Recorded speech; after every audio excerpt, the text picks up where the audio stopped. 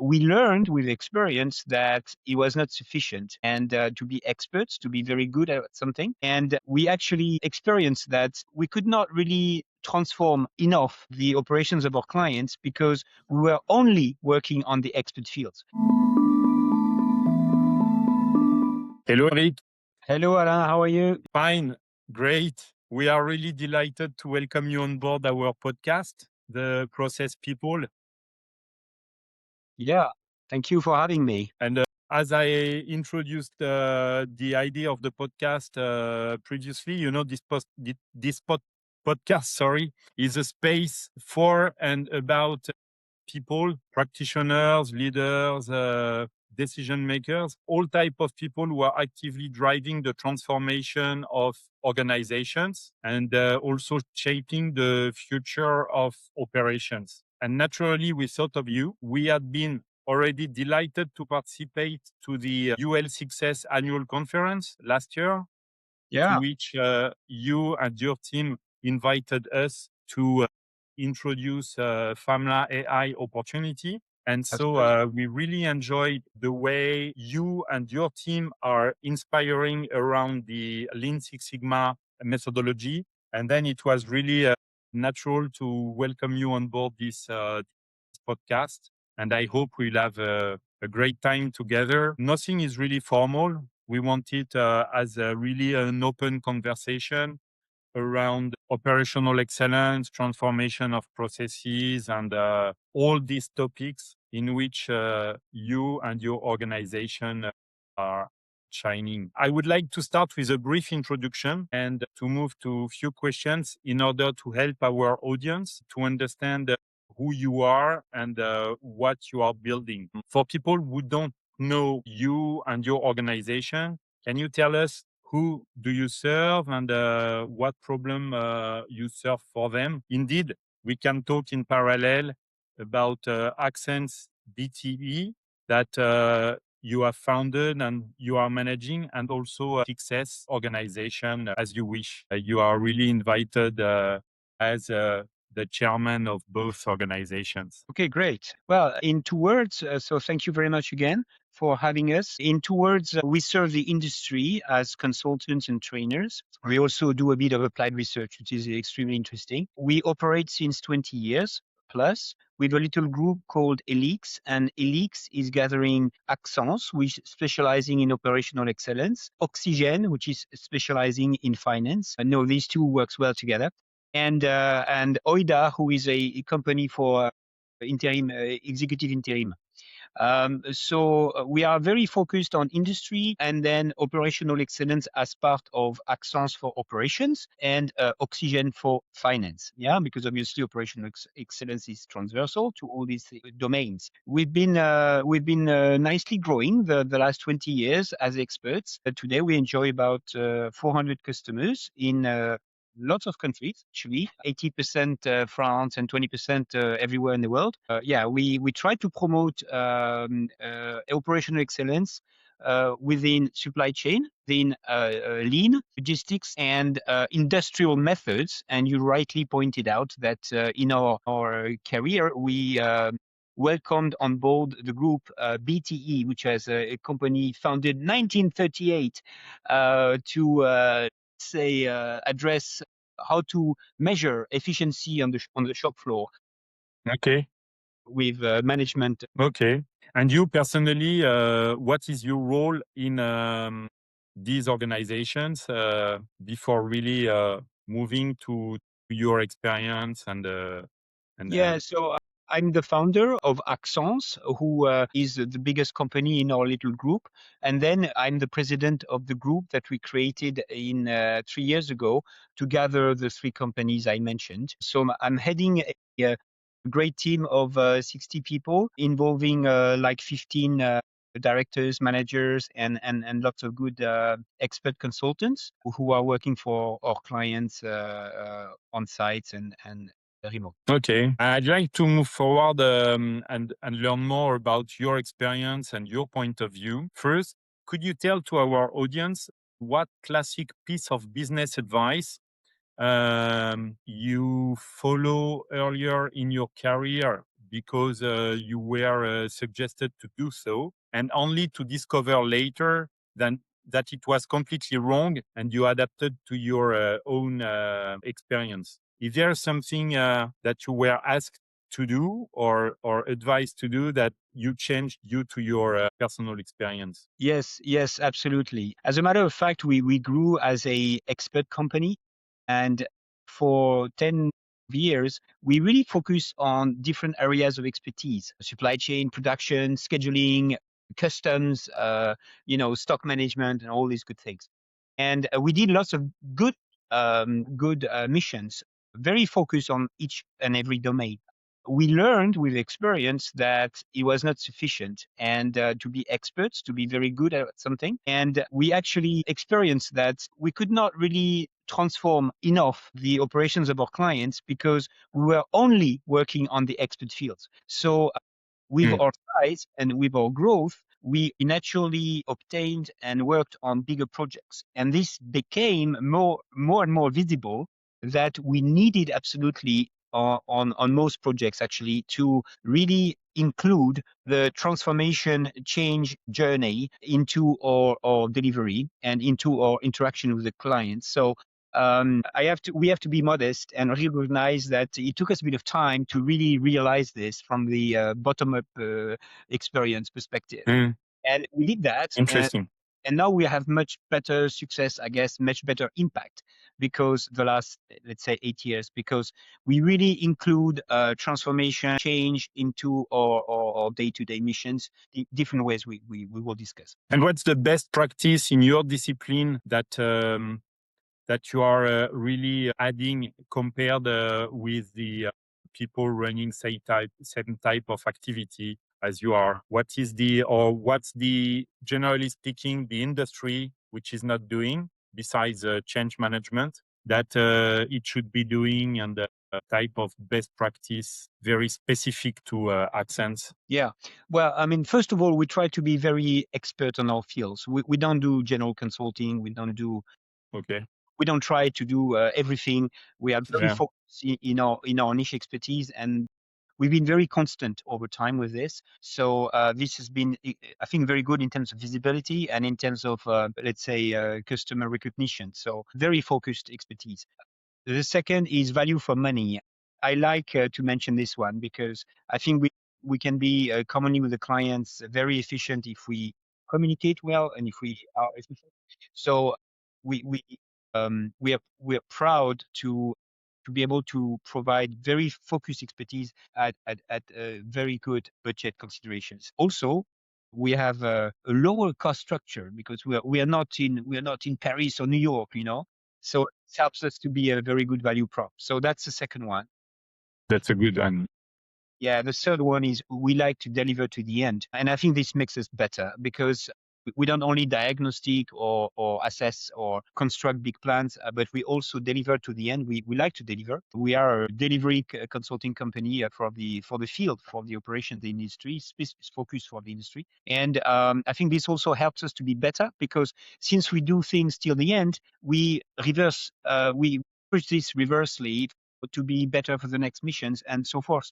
So I think we are better because we really deliver the projects to the end. And fourthly, I think this permanent inclusion of change and transformation focus is helping us that our impacts is lasting longer with the clients because we take people on board and we bring them together to we reach the targets together to completion. And one of the interesting examples maybe is that we actually promote to take some of the people of the customer together within the consulting team.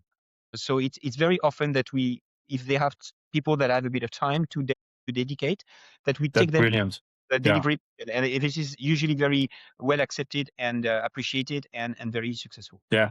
And by the way, for our audience who does not know, you referred that you are not located neither in Paris nor in New York, but we must tell our audience that you are located in Toulouse, which is not also the middle of nowhere in terms of industry and in terms of what remains in terms of industry in France. It's first a major industrial center, and moreover, dedicated to the aerospace, which is not any industry also, but a very Yeah. specific one. And I know that you are very active within the aerospace sector, and I think that's really meaningful. Yeah. We have today we have Toulouse, which is our headquarter, as you indicate.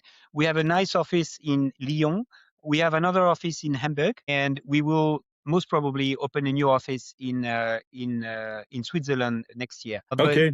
But yeah, we always chose locations which are very meaningful from the industry perspective. Yeah, because most of our operations are within the plants, and the plants are not usually in the middle of Paris. The headquarters, Yeah. yes, sometimes, but not the Mm. plants. So Yeah. yeah, we have decided really to have these various offices around the big cities to be closer to the plants. And as far as industry, you're right. Aerospace is a great industry. It's about 55% of our portfolio today, with about clients, including several major OEMs. Such as Airbus, such as IAI in Israel, such as others. We used to work for Bombardier before they got acquired by Airbus, and Embraer and some others. We have a few OEMs. We have lots of rank one, rank twos, like 60 global for aerospace. But we also deliver in many other industries as long as products get bought and transformed or bought and resold, like in retail. Retail for us is part of industry, and we serve many different industries the last 20 years. Logistics, auto, aero, pharma, pharmaceuticals. So many industries, really. Any book or framework or idea that has shaped the way you think about your work today? Yeah, yes, we got a lot inspired by Goldratt, as you probably know him, from all the talk theory of constraints, the context for everything around manufacturing optimization, manufacturing setups. We are also very close to DDI, Demand Driven Institute, who is publishing lots of great books around the DDMRP methodology, which helps to optimize stocks in context where the variability of the demand is high in some industries. So that's two interesting examples, and we have actually a very dense, big library in our office with lots of very old books that we like to share in various languages, because Nice. yeah, we also leverage them to entertain and welcome our teams, because we have lots of people from lots of different countries and language and culture. So we have books in German, in English, in French, to be able to discuss also professional aspects in these languages. But yeah, we like books. Books are great assets. So now, thank you very much for that, Aymeric. After talking about your experience, I would like to go more in the reality of your role. Could you describe a typical week for you and the reality of your job as of today, and where does your energy go to? Yeah, well, mostly four topics. The first one is managing a bit the company and the group. So, but I'm very supported in that regard. So maybe I dedicate 20% of my time to this. But it's about company management, it's about finance, it's about administrative checks and making sure everything is ready. We have a team of 4 or 5 people that are supporting the various usual functions. That's one part. Another part, which I really like, is my favorite, is I am still a consultant working for various missions. So I dedicate about 40% of my time to missions, either as a sponsor or as an expert consultant in some areas, including supply chain and logistics. Just like you, I have a logistics background, notably. I like to keep working on the ground. So that's Yeah. about 40% of my time. And then I also support a bit of sales, but this is, I used to dedicate a lot of my time to this. Now it's more like maybe 20, 30% of my time that I spend supporting sales, either to try to open and convince new accounts, or to support my people who are dealing with this. And we have about 12 people today that are partly involved in sales and supporting clients from the sales side. And the last bit of my time is dealing with research. I like to think, I like to innovate. We actually performed already 4 theses within the group, which we led to completion after 3 years of good work. And we have a little department who is involved in applied research. We call it research and methods because we don't deliver a product, we deliver new processes, referring back to your podcast titles. But basically, we like to invent new processes, whether for lean, whether for problem resolution, whether for Brilliant. we try to invent new processes that we deploy and this feed our consulting experience. So this is a bit of my time dealing with research, and we try to engage clients on this type of common applied research, including Agrément CIR framework, which is a great French framework which allows to co-finance research and deduct part of the expenses from taxes. That's absolutely great. What's keeping you awake at night, professionally speaking, if I could say today? What is the topic on your desk you don't have really clear answer yet? I'm always very focused on delivering rightly to the customers.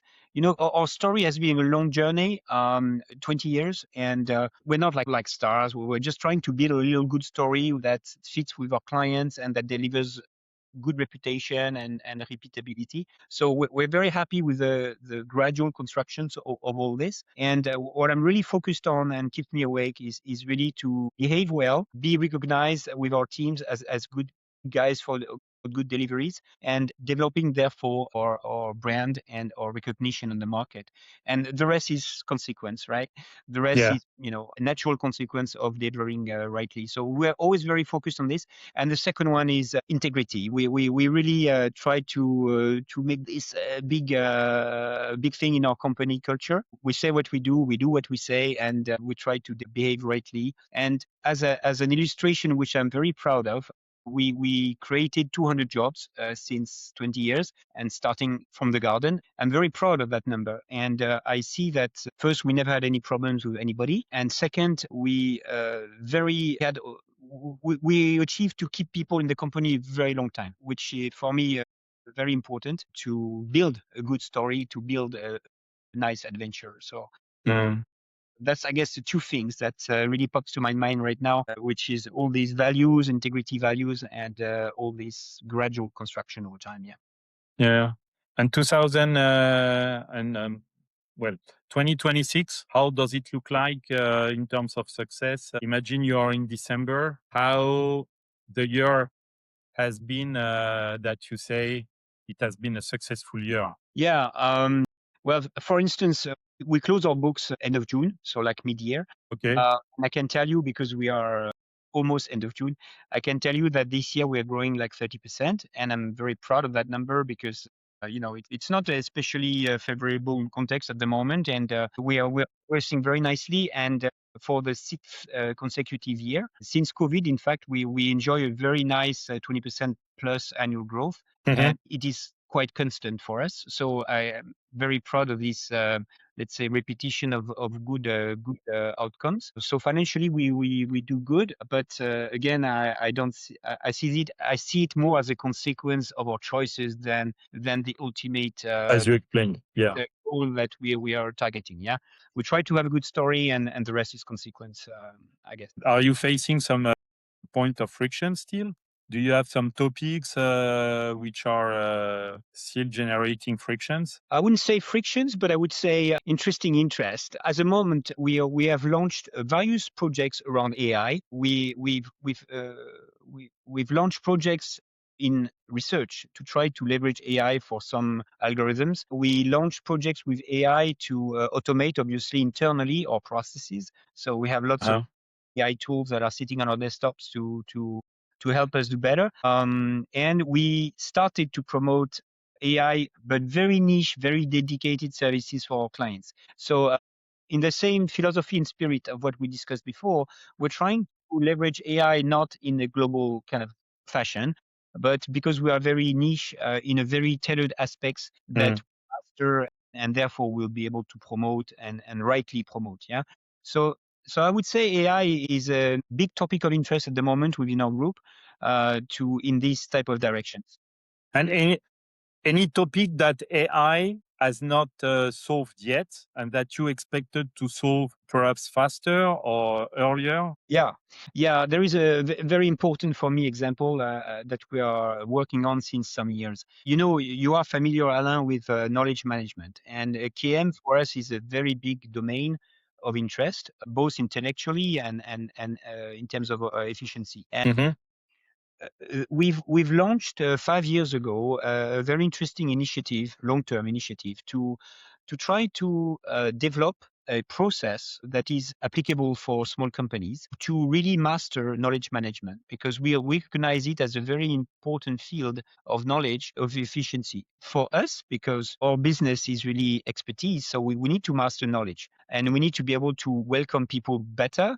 We need to be able to capitalize on everything we learn through the missions to be able to do better for our clients. So, and also for our clients, because we have this vision that if we do a very efficient knowledge management process, we could open part of this knowledge management to our clients. So you do a mission with Axsens, for example, and you have access to our knowledge base, which is very focused and Brilliant. since a long time. So we are very focused on trying to make this happen in long-term perspective. So we're struggling with this because the concept is simple, but applying it and making it work on a day-to-day basis is not so simple. So we try different ways, and now AI is giving us new opportunities because, as you know, AI is very good at compiling lots of data. Yeah. And if you train it well enough so that it recognizes your vocabulary, your structure and everything, then it can do a much better job at digging the data and giving it back. So at the moment, one of the projects we're working on is to leverage AI to best support this knowledge management cycle. So this is Interesting. it's a very interesting example compared to your question, because we had a long-term roadmap, and now we are modifying this roadmap to Mm, include AI at the right spot into this roadmap. And brilliant. I'll be very modest. I don't know how much time it's going to take us to succeed, but it's a long-term objective for us. I'm sure we'll succeed. I just don't know if it's in 6 months or 2 years, but we'll manage. I didn't know about this approach from Axsens. Yeah, I like very much everything which is around collaborative approach, and that's also, I think, something very specific that you are doing and that your consulting industry is not really doing. That's also a very specific to Axsens, that type of knowledge management. Yeah, indeed, I think it's showing great perspectives. With AI, and that's a great one. I like it very much. Thank you. As part of our research department, the first result of the first thesis was around problem resolution, extension of the AD methodology to intercompany. I think you're familiar to intercompany problems. And one of the outcome of that thesis was to co-develop the software which is free and which is purely collaborative. And I'm happy to promote it here because it's free. It's ProY. So we co-developed a software, ProY, that is basically instantiating the various problem methodologies that exist, like PDCA, like AD, like some others. And it's simple software, but it's very useful. So this is something that we co-developed with a university, but it's free, so everybody can download it and use it.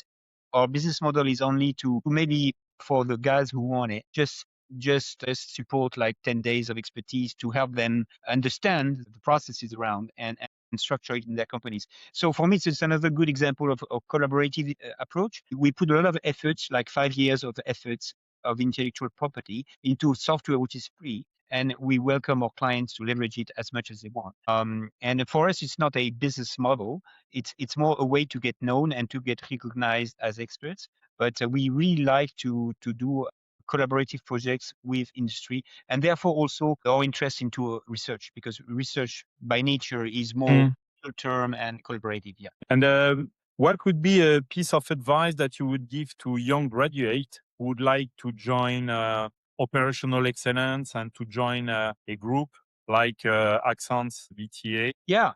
It's very interesting. The first thing I would say is be rigorous. Yeah. So, I'm 50. I'm an old guy, And obviously, we enjoy the evolution of the generations and the evolution of the state of minds and the new stuff, obviously. But for us, the value of work, the value of being responsible for deliverables, the value of engaging on results and everything requires a rigorous mindset, requires to take a step back, to always engage professionally. And in this new generation, which is bringing again lots of positive things to us, the old guys, I would encourage them to also look at the past and also look at all these good things that makes us better, makes us more robust to deliver on what we promise. Mm. So that's the first, let's say, advice I would provide, because it's very rewarding. It's rewarding for their career. It's rewarding for what they bring to others. The second thing is I would really encourage them to gain a good interest into operational excellence in the industry. Industry because it's a fantastic world. Operational excellence because it's very transversal and diverse. As you know, I'm doing this for 20 years, and I never wanted to change because every day is different, and that's fantastic for me to have a job where every day is different, and you meet new people just like you, and you make lots of encounters, and it's great. And so not everything is has to be boring in industry. I think it's a very dynamic world, and it's Mm. underrated by the general mood. Yeah. Sometimes. So that's my second, I guess, advice is look at the industry and look at operational excellence because it's very diverse. So first, be reliable and commitment to deliver Yeah. is key. Yeah. And don't be afraid about leaving your comfort zone and seek for operational excellence because it's really rewarding. I Yeah. also Exactly. recognize a lot myself into that. I like that. Thank you very much, Aymeric. Yeah. And last one maybe is international. Don't be afraid to go international. This is fantastic. And you have that in your career, Alain, and this is great to be working with different languages, different cultures. Absolutely. This is And different people. Yeah, different people. So it's so rewarding. So, no, go international, favor companies that offer this type of path, and this is extremely, extremely nice. So maybe that's the third one, I guess. But you share that with me, right? Fully agreed. If you remember, after my Airbus experience in 2008, 2010, I recognized that I was too Frenchy, because indeed I was working in an international environment with the Germans, the UK, the Spanish, the US, and that led me to leave my comfort zone and move to a more global role, thanks to Airbus, absolutely. Yeah. So that's on this third one, I can recognize myself as well. Thank you very much, Aymeric, for this contribution. Very amazing contribution to our People Process podcast. It was really, really interesting, and I know that time flies very, very fast for you currently, and so I'm really thankful that you kept that time for sharing with us today. Thank you very Thank you, much. thank you very much, Alain. You have a great momentum with Famla and AI. Keep going. These are great topics where we had the chance to meet, and I'm sure we'll do lots of great things in the future. So Yeah, keep going with the team, and I look forward. Yeah. hope so. Yeah, thank you very much, Aymeric. Let's Thank you. stay in touch. Bye bye. Have a great summer. Thank you very much. Bye bye.